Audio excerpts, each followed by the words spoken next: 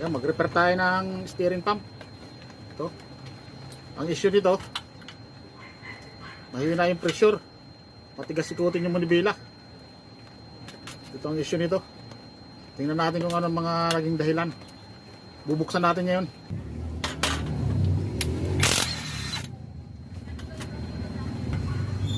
Ito siya, oh. Laglag.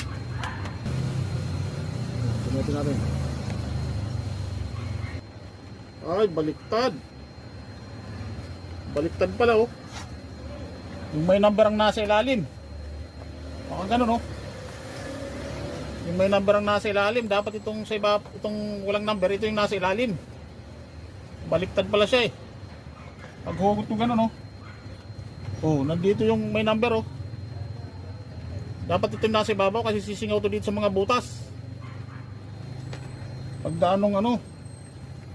Ay, baliktad pala siya. So, nakita natin yung sira ng isa. Wala, oh. Walang sira, oh. Tapos basag pa. Ay, palit natin tong surplus din. Kaya lang wala siyang ano, goods pa.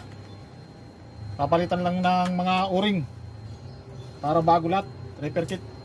Ganito. Para walang singaw. Para sure ball.